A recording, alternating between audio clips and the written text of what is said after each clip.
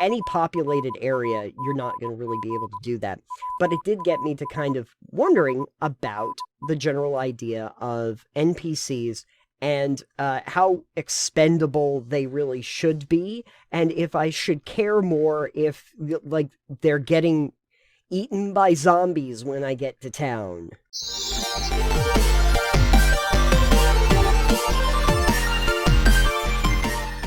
So, on today's Delving Deeper, we're talking about the secret lives of NPCs. So, Alex, recently I had watched a movie called Free Guy. I don't know if you've ever seen that one. Never heard of it. You've never heard of it. Well, it's Ryan Reynolds. Okay. So, I think I have heard of it. Yeah. So, the whole concept was that Ryan Reynolds is basically an NPC in a video game and doesn't realize it. Until one day, this woman comes along, Jodie Comer's character, who's actually a player in the real world, and he's fascinated with these, what they call the sunglass people, who are the player characters that come in and just start destroying everything and, run into the banks to try and stop the bank robbers, and things are crashing around them, and this is just like a day for them. This is just that their normal day is just like, oh yeah, this is the time where we get robbed, and they just get down on the ground and have conversations while the bank robbery's going on, and he has stock lines that he says, and he just never thinks about it. And then this one day, one player comes in, and it makes him start thinking about, like, well, why do I always do these things? And why is it that I just, like, get slammed by a car, and then the next day I wake up like nothing's ever happened? And why do I have to wear the same shirt every day? He goes to the coffee house, and they automatically give him what he always orders, which is like a medium roast, 2 creams, 2 sugar, or something like that. And he's like, you know what? Today I think I want a macchiato. And they're like, a what? I'd like to try a macchiato. And they're like, I don't know how to make that. and so there's this whole thing that, like, that they're essentially programmed, don't realize that they're in a game. But the storyline is kind of him determining that, wait a second, I don't want to follow these rules, and I think that there's more to this world than that. And breaking out of He's become aware. Yeah. Oh no, we built an AI. and so it's the process of going through that. It's really fun, and if people watch it, the fun references they do at the end are amazing. But they have a lot of fun things. They have cameos from a lot of the big streamers. Jacksepticeye is even mixing appearance. Pokimane and Ninja show up at some point. They have a lot of interesting people come on. A lot of fun stuff. But it got me to thinking about the general idea of how NPCs, especially when we're talking about video games, are kind of just those people on the street that you end up running over with your car when you're not thinking about it. And one of the themes about the movie was kind of like making people think a little bit more critically about what the NPCs do and who they are. And so I started to think, hey, what does happen with the NPCs in, like, the off times? How much do we actually think about, like, the lives of NPCs that are usually just populating your world when you build it? So, the general question I have for you, Alex, is when you have built games in the past, and you make a town, or a city, or your country of Alexopolis, or whatever you have, Alexopolis, great. Alexopolis is your magical place. How much detail do you really think about when it comes to the lives of the citizenry, the people that are in it? Well, for me in the past, and continuing to be present, I don't. You don't? Generally, you don't add more details to things you don't need. Okay. On the flip side is, if you want to flesh out like a town, obviously you should include some of these things. Mm-hmm. You should include NPCs doing their day-to-day bustle or reacting to events going on, and that sort of thing. Even if they don't necessarily have names until needed, or dialogue that is fleshed out. Oh, For sure. instance, it would be ideal if you wanted to flesh that town out to have them, like, a description of, as you enter town, you see the various NPCs, the various townsfolk,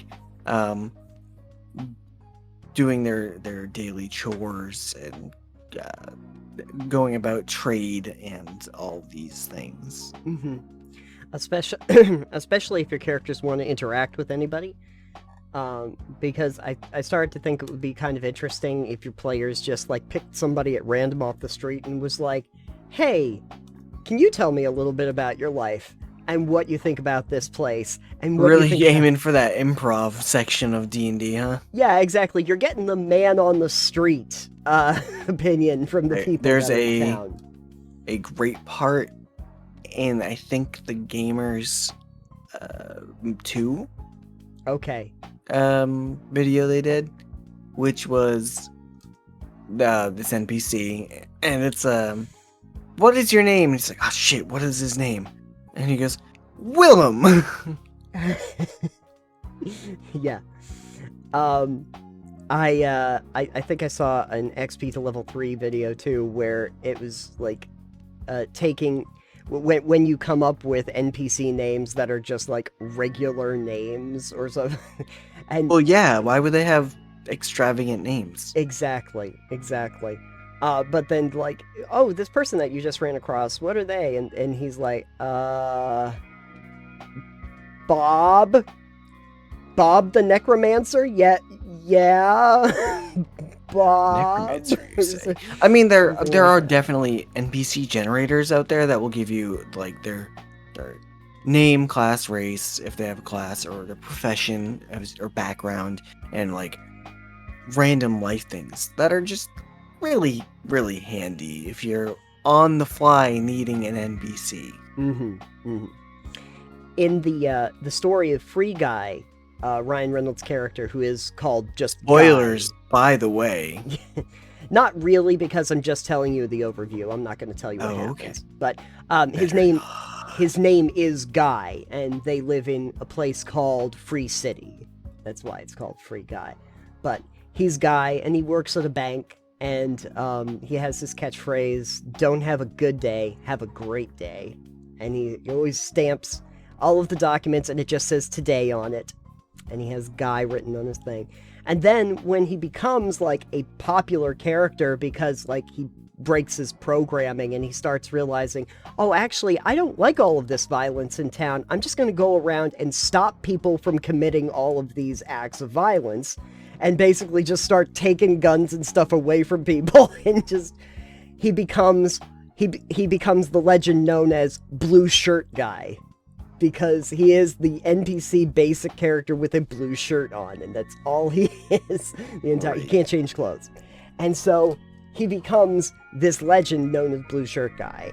And I keep thinking to myself that it would be very interesting if you actually tried to implement something like that in a game, where you just had this random person who then gets elevated to a status of being like the local celebrity or hero, by virtue of just going around and doing generally helpful things for the society that they're in. It's the folk hero. It's the folk hero, exactly. You're the Johnny Appleseed of this. If you attack this town, Blue Shirt Guy will come and beat you up. Yeah. By taking all of your things. It will take all of your things. It will take all of your weapons away from you, and you have to deal with that.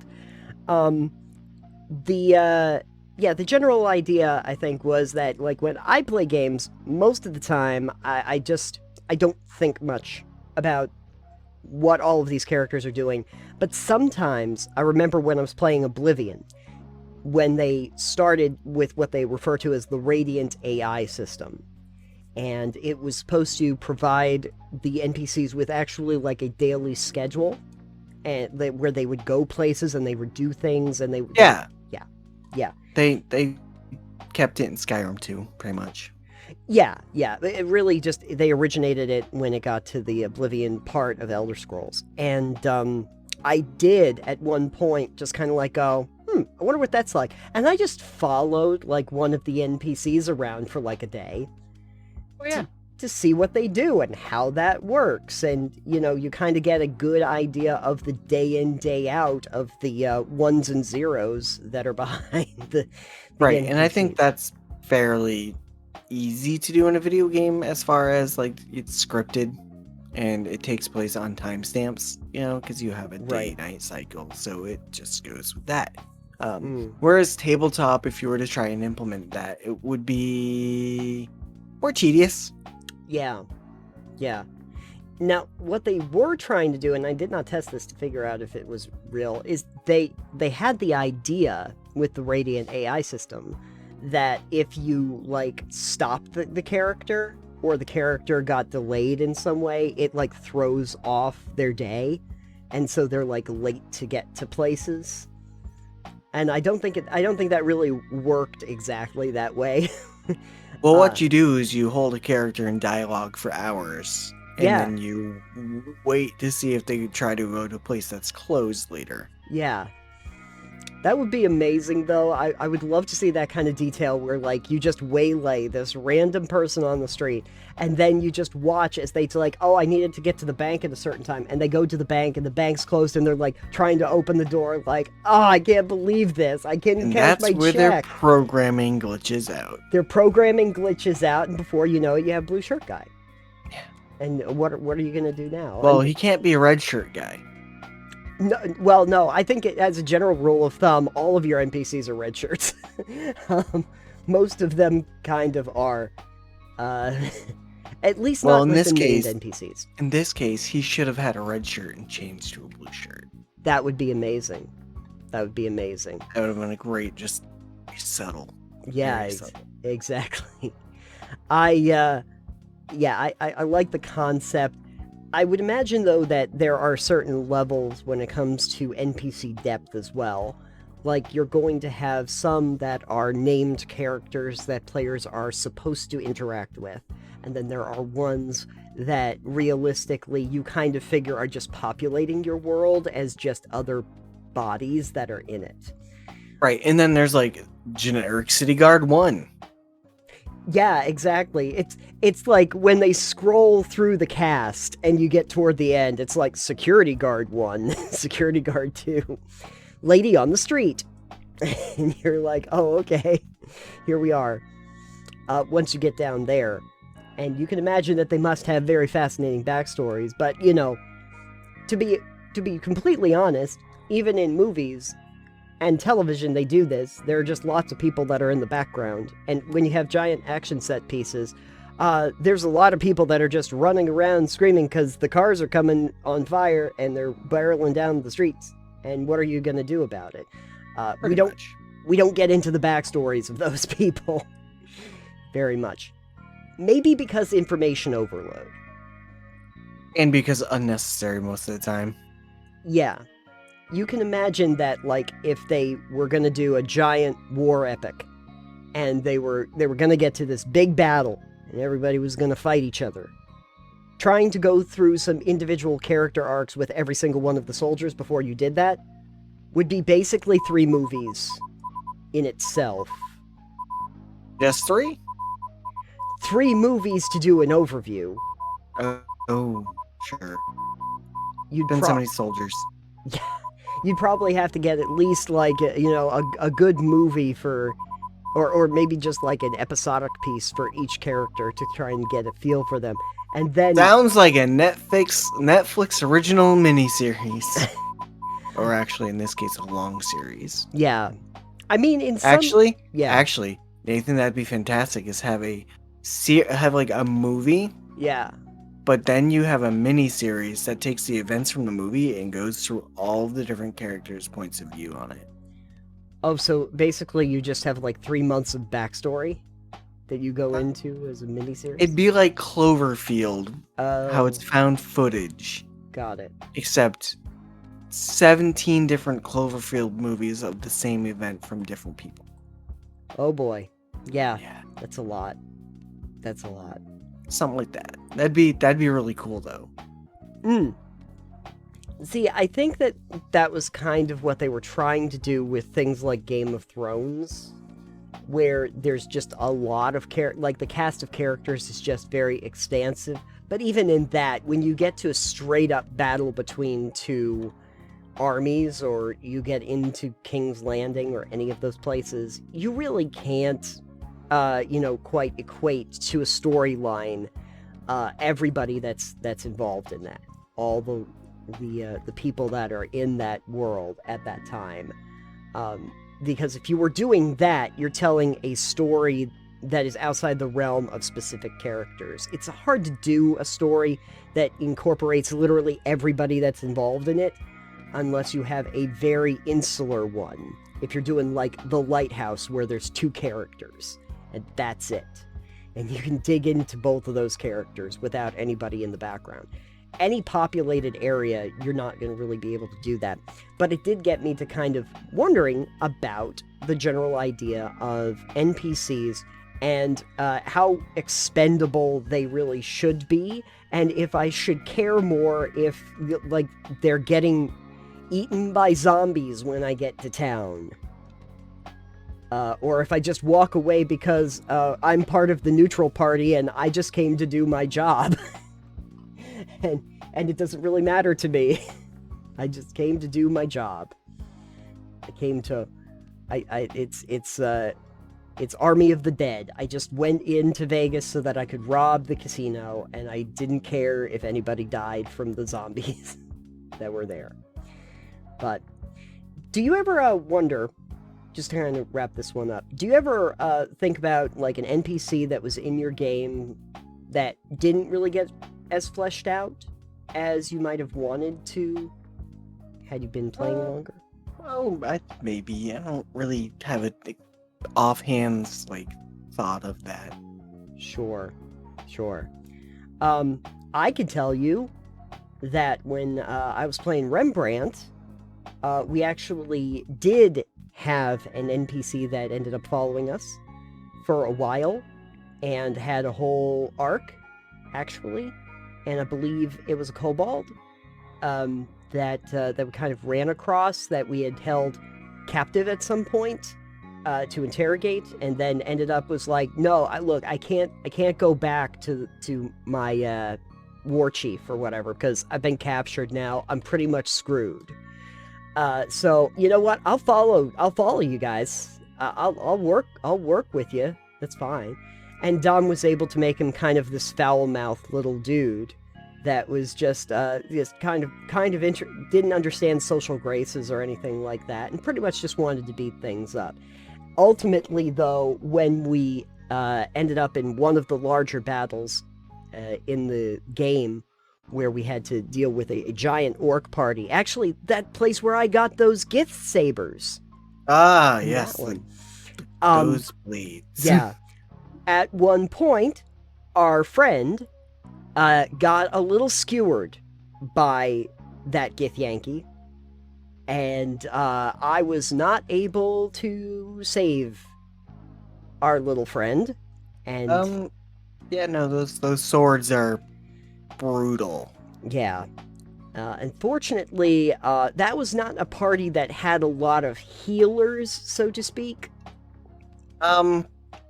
I mean, the long and short of it is, I don't think traditional healing will work with a Githyanki sword. That is fair. Since they kind of soul sever you. Oh. That's good. Yeah, they cut your bond to the astral plane. Oh, fun.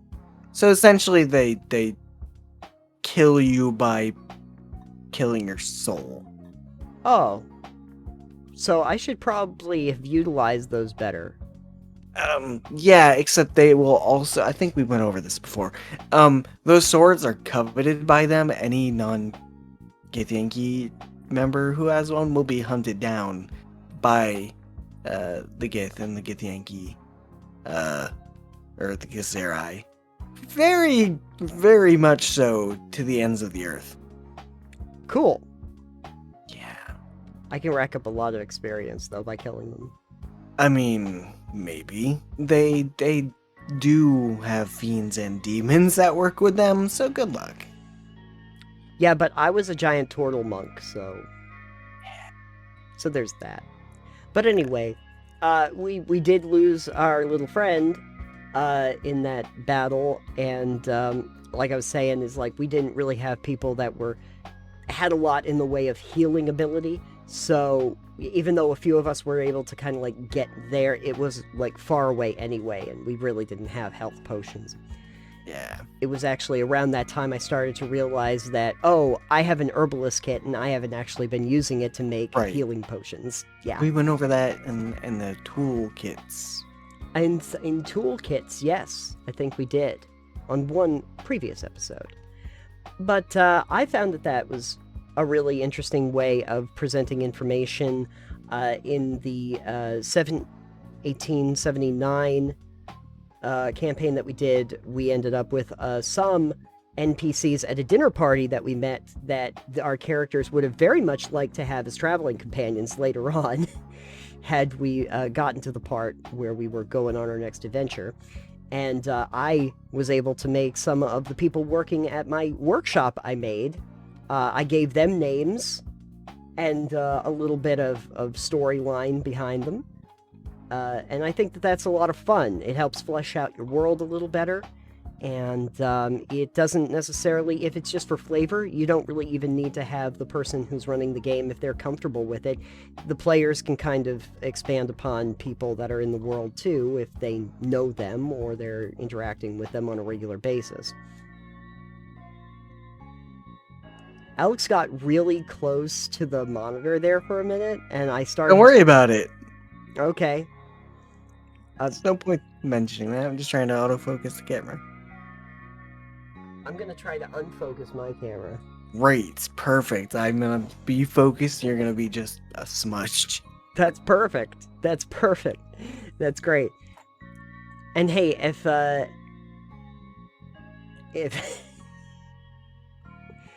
so, we'll pass the question on to you. What NPCs have you had in your games that you really liked? Which ones were kind of like the general, like, NPC on the street that ended up getting more screen time than you originally planned? We'd like to know about those characters. The unexpected characters in your game that were just background to begin with.